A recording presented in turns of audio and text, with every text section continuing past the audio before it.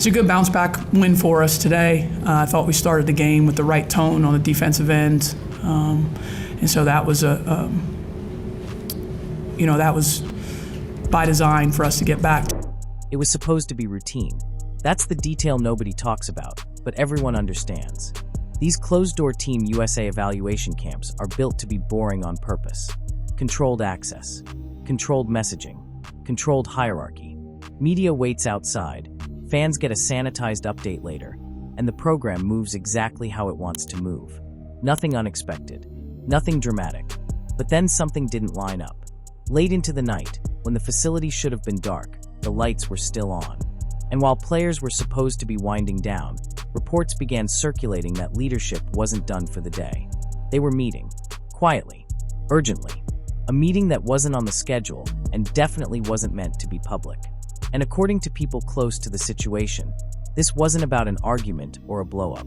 It was about control slipping.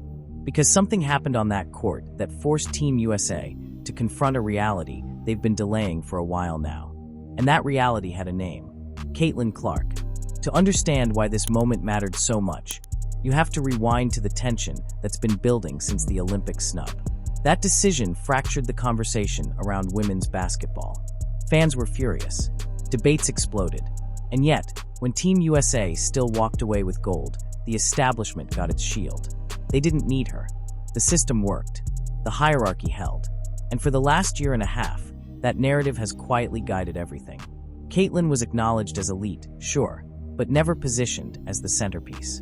The messaging was always the same: incredible talent, but still just one piece of a larger machine. Wait your turn.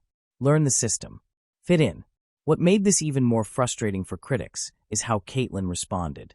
She didn't fight it publicly. No quotes. No subtle shots. No viral interviews. No social media breadcrumbs hinting at resentment. Instead, she disappeared from the noise. She skipped flashy opportunities, passed on easy headlines, and focused almost entirely on her body, her efficiency, and her decision-making. And that's what made her arrival at this camp different. Because if the leaks are accurate, she didn't show up as the same player people thought they had figured out. She wasn't the exhausted college phenom or the rookie adjusting to physicality. She looked composed, stronger, more deliberate, like someone who had spent months preparing for this exact environment. And in Team USA culture, where power lives in small details, the tension started almost immediately.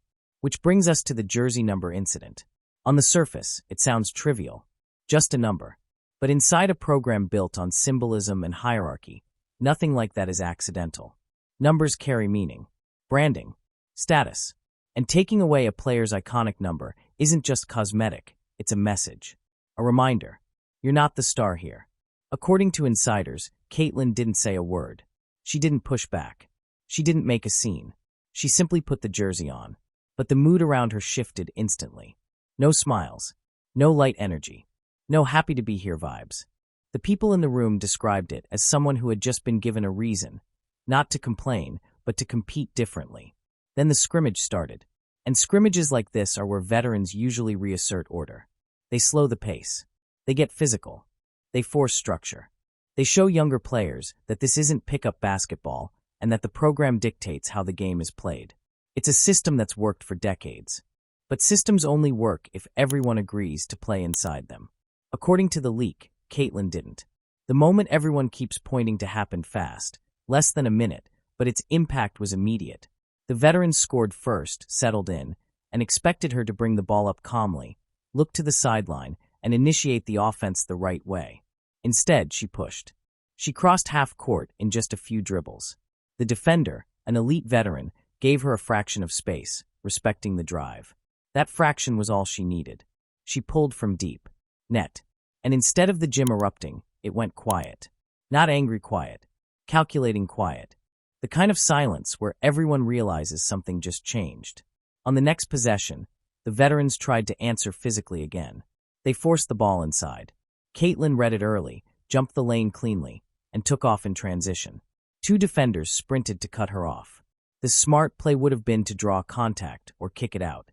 She stopped on a dime at the three-point line, let both defenders fly past, and buried another shot. Now it wasn't luck. Now it was a problem. So the veterans went to the trap.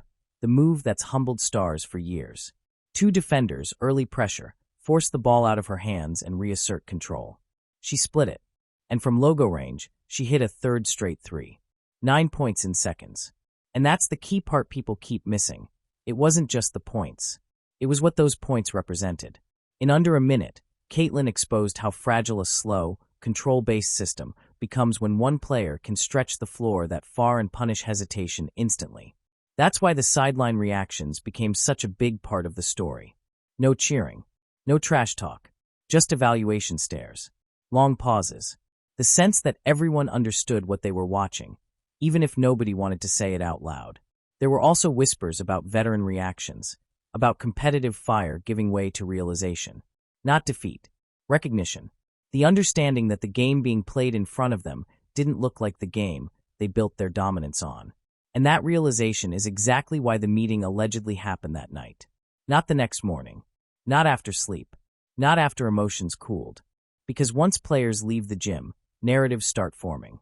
Texts get sent, agents hear things, opinions lock in, and leadership loses the chance to shape the response.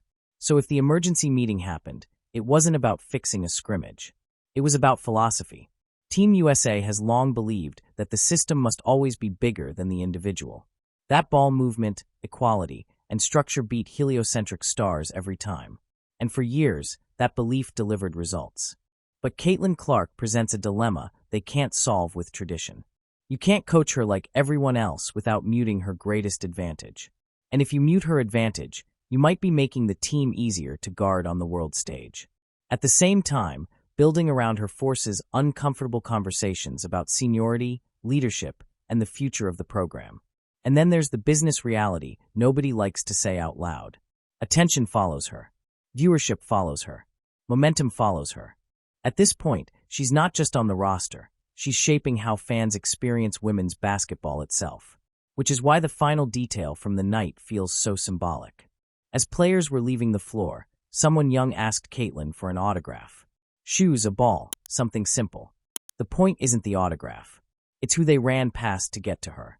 In a room full of legends, the gravity still pulled toward the player wearing the wrong number.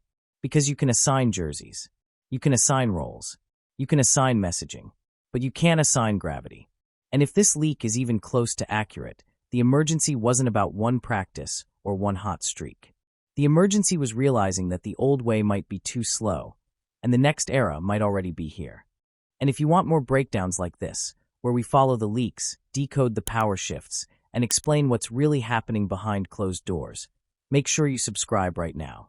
Because this story isn't done yet, and the next chapter might be even louder than the last.